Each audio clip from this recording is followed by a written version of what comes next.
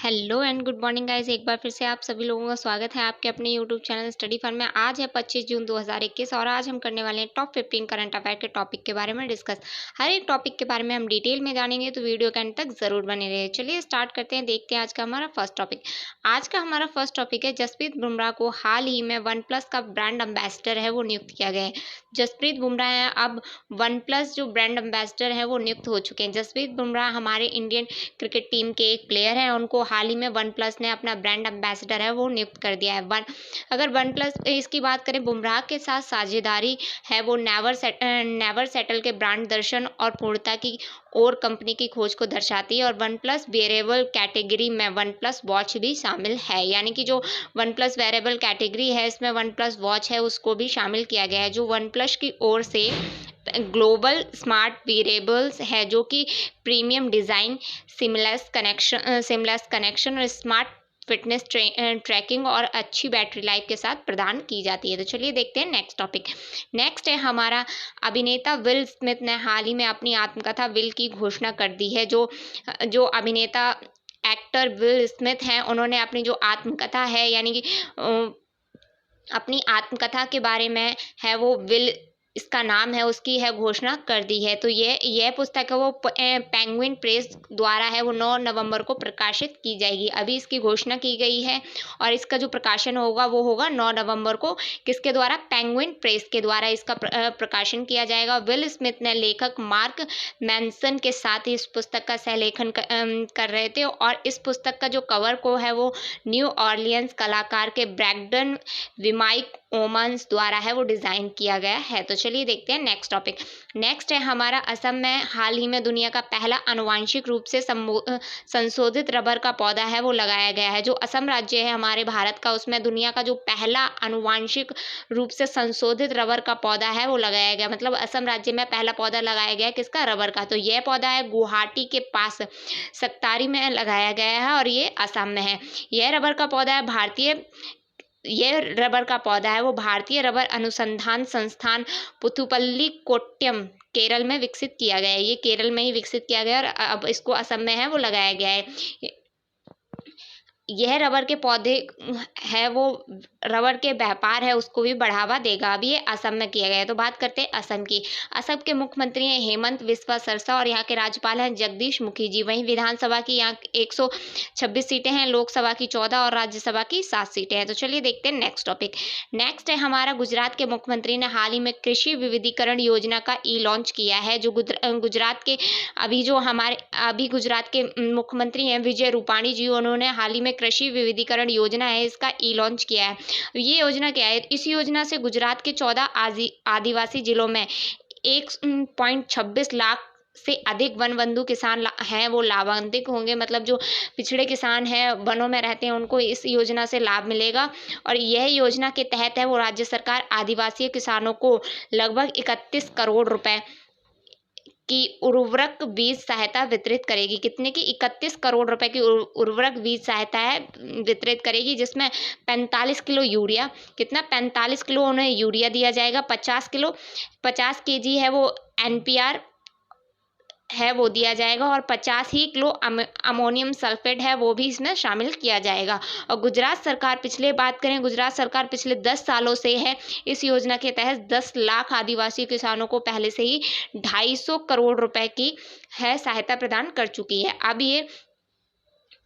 अभी ये फिर से प्रदान करेगी। अभी इसकी लागत है वो 31 करोड़ है, पहले ये 250 करोड़ रुपए की कर चुकी है। तो चलिए अभी ये गुजरात में की है, तो बात करते हैं गुजरात के मुख्यमंत्री, जैसे मैंने अभी बताया, विजय रूपाणी जी हैं। राज्यपाल हैं आचार्य देवव्रत। वहीं लोकसभा की 26, राज्यसभा की 11 और विधानसभा की 182 सीटें हैं। तो चलिए देखते हैं नेक्स्ट टॉपिक। नेक्स्ट है हमारा, रघुराम राजन को हाल ही में तमिलनाडु आर्थिक सलाहकार पैनल में है वो शामिल किया गया है। जो रघुराम राजन जी हैं उनको तमिलनाडु सरकार का जो आर्थिक सलाहकार पैनल था उसमें शामिल किया गया है। अगर बात करें रघुराम राजन की, तो रघुराम राजन है वो भारतीय रिजर्व बैंक के पूर्व गवर्नर रह चुके हैं और अभी इनको हाल ही में तमिलनाडु सरकार की आर्थिक सलाहकार के पैनल है जो 5 लोगों का, उसमें शामिल किया गया है। यह सलाहकार पैनल है वो तमिलनाडु की आर्थिक व्यवस्था को सुधारने के लिए काम करेगा। मतलब तमिलनाडु की सरकार को कैसे आर्थिक रूप से बढ़ावा दिया जा सके, किन नीतियों पर काम किया जा सके, उसके बारे में ये बताएगा। और ये बात करते हैं तमिलनाडु की। अब ये तमिलनाडु में है तो तमिलनाडु के जो मुख्यमंत्री हैं वो हैं M.K. स्टालिन, वहीं राज्यपाल हैं बनवारी लाल पुरोहित जी। तो चलिए देखते हैं नेक्स्ट टॉपिक। नेक्स्ट है हमारा, हाल ही में कोटक महिंद्रा बैंक ने पे योर कॉन्टैक्ट सेवा की शुरुआत की है। जो कोटक महिंद्रा बैंक है उसने अपने ग्राहकों के लिए है पे योर कॉन्टैक्ट सेवा है उसकी शुरुआत कर दी है। तो ये सेवा है वो सॉरी गाइज, यहाँ जेन नहीं होगा, यहाँ ऋण होगा।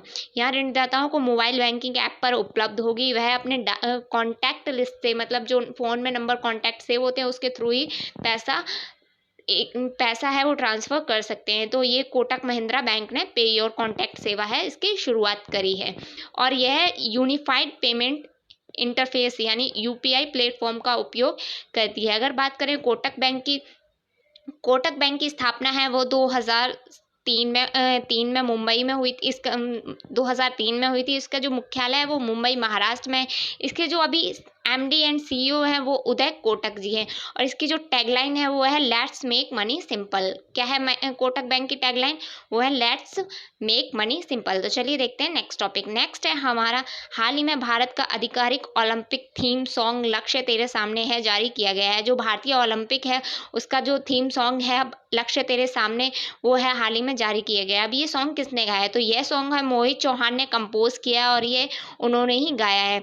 यह है 23 जुलाई से यह खेल हैं वो 23 जुलाई से शुरू होंगे और अब तक इसमें 100 से अधिक भारतीय एथलीटों ने इस प्रतियोगिता के लिए है वो क्वालिफाई किया जा चुका है। ओलंपिक संघ की बात करें तो इसके जो अध्यक्ष हैं वो नारायण रामचंद्रन, और वहीं इसकी जो ओलंपिक की स्थापना है ओलंपिक की, वो हुई थी 1927 में। तो चलिए देखते हैं नेक्स्ट टॉपिक।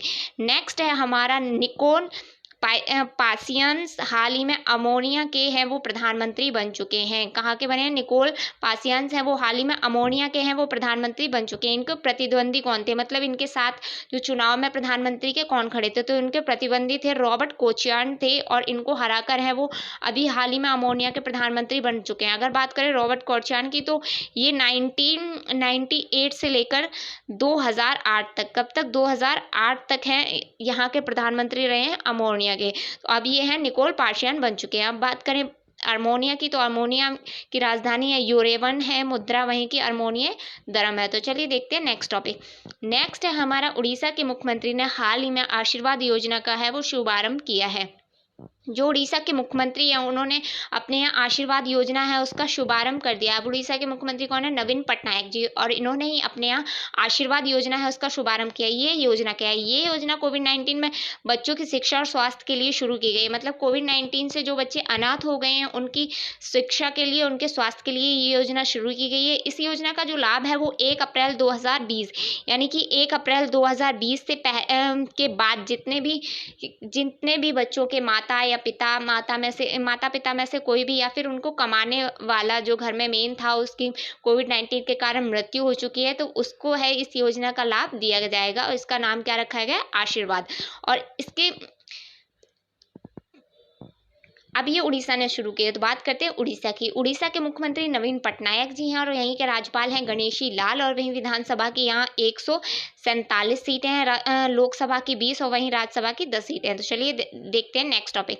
नेक्स्ट है हमारा, सदी के शेष परोपकारी लोगों की पहली सूची में जमशेदजी टाटा शीर्ष पर रहे हैं। जो सदी की जो परोपकारी लोगों की पहली सूची जारी हुई थी उसमें जमशेदजी टाटा हैं वो सबसे टॉप पर रहे हैं। मतलब जिन्होंने परोपकार किया है, दान पुण्य किया, उसकी सूची में है वो जमशेदजी टाटा हैं वो शीर्ष पर रहे। इन्होंने 102.4 बिलियन अमेरिकी डॉलर हैं वो दान किए हैं। और इसी के साथ अगर बात करें जमशेदजी टाटा की, तो ये जमशेदजी टाटा हैं वो टाटा समूह के संस्थापक भी हैं। इन्होंने 102.4 बिलियन अमेरिकी डॉलर है वो दान किए। तो इस सूची में 50 व्यक्तियों की सूची में एकमात्र अन्य भारतीय भी शामिल है, वो है विप्रो के पूर्व अध्यक्ष अजीम प्रेमजी। एक तो है भारत के, इसमें टोटल हैं पूरे विश्व के 50 लोग हैं, जिसमें 2 भारत के हैं। एक तो हैं जमशेदजी टाटा, जो कि टॉप फर्स्ट पे आए हैं, और सेकंड है विप्रो के पूर्व अध्यक्ष अजीम प्रेमजी, जो कि 12वें स्थान पर हैं। कौन से पे? 12वें स्थान पर। ये टाटा जी हैं, ये उनको पहला स्थान मिला है, और वहीं जमशेद जी हैं, उनको अजीम प्रेम जी हैं, इनको 12वां स्थान मिला है। तो चलिए देखते हैं नेक्स्ट टॉपिक। नेक्स्ट है हमारा, हाल ही में न्यूजीलैंड ने पहली आईसीसी वर्ल्ड टेस्ट चैंपियनशिप है वो जीत ली है। जो न्यूजीलैंड है उसने हाल ही में अपनी जो टेस्ट आईसीसी वर्ल्ड टेस्ट चल रहे थे, उसने अपनी जो चैंपियनशिप है वो जीत ली है, मतलब न्यूजीलैंड है वो जीत चुका है। तो ये फाइनल मैच है रोज बाउल स्टेडियम में खेला गया। तो इन्होंने, जो न्यूजीलैंड ने है वो भारत को हराकर ये चैंपियनशिप जीती है। तो फर्स्ट पे तो हो गया, फर्स्ट पे है वो न्यूजीलैंड है। सेकंड की बात करें इसमें तो भारत आया है, और वो सेकंड भारत आया, और थर्ड है वो ऑस्ट्रेलिया है। फाइनल मैच की बात करें तो इसका जो अगला टेस्ट चैंपियनशिप है वो 2021 और 23 के बीच होगा। कब? 2021 और 23 के बीच होने की संभावना है अगले टेस्ट मैच की। तो चलिए देखते हैं नेक्स्ट टॉपिक। नेक्स्ट है हमारा, केंद्र सरकार ने हाल ही में 2 सरकारी बैंकों में 51% हिस्सेदारी बेचने की है घोषणा कर दी है। जो केंद्र सरकार है उसने हाल ही में 2 सरकारी बैंक हैं, वो कौन कौन सी बैंक है? सेंट्रल बैंक ऑफ इंडिया और इंडियन ओवरसीज बैंक है। इसके जो शेयर्स हैं 51% है इसका बेचने की है वो घोषणा कर दी है। अब इसकी अगर बात करें तो प्राइवेट होने इन बैंकों के जो शेयर बाजार में मार्केट में वैल्यू है इनके शेयर की, जो प्राइस के मुताबिक है वो है 44,000 करोड़ रुपए। कितनी है? 44,000 करोड़ रुपए है इनका जो प्राइस है 51%। चलिए देखते हैं नेक्स्ट टॉपिक। नेक्स्ट है हमारा, वैश्विक शांति सूचकांक में आइसलैंड विश्व का सबसे शांतिप्रिय देश है वो घोषित कर दिया गया है। जो हाल ही में वैश्विक शांति सूचकांक की लिस्ट जारी हुई थी, उसमें जो आइसलैंड है वो विश्व का सबसे शांति प्रिय देश है वो घोषित कर दिया गया है। इस सूचकांक में 163 देश शामिल थे, जिसमें जो टॉप है वो आइसलैंड आया इसमें, और भारत है वो 135वें स्थान पर इसमें आया। अगर बात करें भूटान की तो भूटान है वो 22वें स्थान पर, नेपाल है 85वें स्थान पर, और बांग्लादेश है वो 91वें स्थान पर, और श्रीलंका की बात करें तो वो 95वें स्थान पर आया है। और अपना देश भारत कौन से स्थान पर आया है? वो है 135वें स्थान पर, और टॉप क्या है? आइसलैंड है। तो चलिए देखते हैं नेक्स्ट टॉपिक। नेक्स्ट है हमारा, मलेशिया हाल ही में इंडोनेशिया को पीछे छोड़कर 2020-21 में भारत का सबसे बड़ा क्रूड पाम ऑयल निर्यातक है वो बन चुका है। जो मलेशिया है उसने इंडोनेशिया को पीछे छोड़ दिया है, और भारत के लिए क्रूड पाम ऑयल निर्यातक है वो सबसे बड़ा बन गया है 2020 और 21 के लिए। मलेशिया के पाम ऑयल का निर्यात है वो 7 महीनों में 283% से बढ़कर है 2.82 मिलियन टन है वो हो गया, और इसी के साथ इसने इंडोनेशिया को पीछे छोड़ दिया है। किसने? मलेशिया ने। ये रिपोर्ट है वो एक्सटेंशन एसोसिएशन ऑफ इंडिया के आंकड़ों के मुताबिक आई है, और उन्होंने ही ये बताया कि मलेशिया ने है वो इंडोनेशिया को पीछे छोड़कर क्रूड पाम ऑयल में सबसे बड़ा निर्यातक है भारत के लिए ये बन चुका है। अगर बात करें इसके साथ ही मलेशिया इंडोनेशिया को भारत का जो सबसे बड़ा क्रूड पाम ऑयल है वो निर्यातक बन चुका है। तो चलिए देखते हैं नेक्स्ट टॉपिक। नेक्स्ट है हमारा, भारत और अमेरिका देश में हाल ही में हाइड्रोजन टास्क फोर्स है वो लॉन्च की है। जो भारत और अमेरिका है उसने हाल ही में अपनी एक हाइड्रोजन टास्क फोर्स है वो लॉन्च की है। यह भारत की ऊर्जा के सुरक्षा के प्रयासों को बढ़ावा देगी। यह जो टास्क फोर्स है वो काम क्या करेगी? तो यह भारत के जो ऊर्जा सुरक्षा प्रयास हैं उनको बढ़ावा देगी। अमेरिका और भारत के द्वारा जो जारी की गई है, और यह फोर्स है अमेरिका और ऊर्जा विभाग, केंद्रीय नवीन और नवीनीकरण ऊर्जा मंत्रालय यानी कि USISPF, किसके द्वारा? USISPF है, इसके द्वारा है वो लॉन्च किया गया है ये hydrogen task force. Thanks for watching. अगर वीडियो अच्छी लगी हो तो वीडियो को लाइक कीजिए, चैनल में अगर नए हैं तो चैनल को सब्सक्राइब करना ना भूलें। डेली सुबह यहाँ करंट अफेयर की वीडियो आपको मिल जाती है। Have a nice day. Thanks for watching.